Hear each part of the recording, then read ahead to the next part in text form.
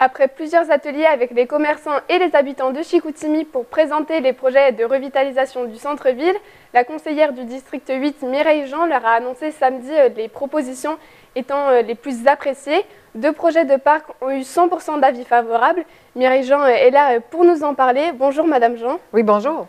Samedi, une vingtaine de citoyens étaient présents dans l'ensemble des ateliers que vous avez organisés. Est-ce que vous êtes satisfaite de l'engouement des participants? Absolument. J'ai eu plusieurs personnes qui ont participé au dévoilement du palmarès, en fait, des actions les plus appréciées pour la revitalisation du centre-ville.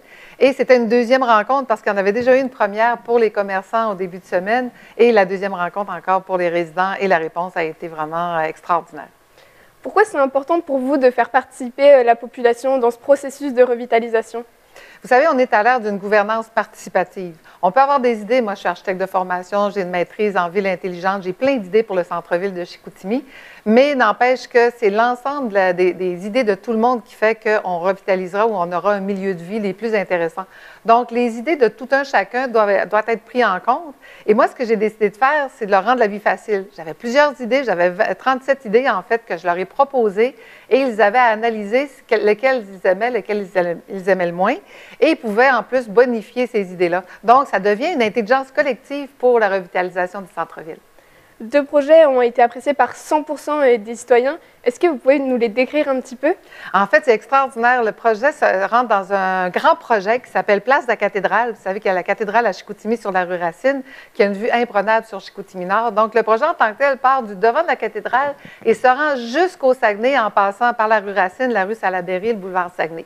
Les 2 projets qui sont inclus là-dedans, les 2 parcs, il y a un parc qui est en face de la cathédrale, donc sur le terrain de la cathédrale lui-même, qui est un parc qu'on pourrait rendre public pour faire en sorte que les gens qui utilisent le centre-ville puissent s'y reposer, aller visiter la cathédrale, aller se rafraîchir et aussi profiter du panorama. Et un deuxième parc qui est plus audacieux, qui n'existe pas et qui serait au bout de la rue Salaberry, qui est la fameuse côte, qui donne une vue imprenable sur le Saguenay et sur Chicoutimi-Nord. Donc, l'idée est de faire un parc peut-être à saveur nautique parce que c'est tout à côté du club de yacht et qui pourrait enfin donner accès au Saguenay par rapport au centre-ville qui, malheureusement, n'est pas beaucoup accessible. Donc, c'est une manière de se réapproprier notre magnifique Saguenay. Il y a des commerçants qui craignent que les actions ne suivent pas la parole. Est-ce que c'est quelque chose aussi qui vous inquiète ou pas?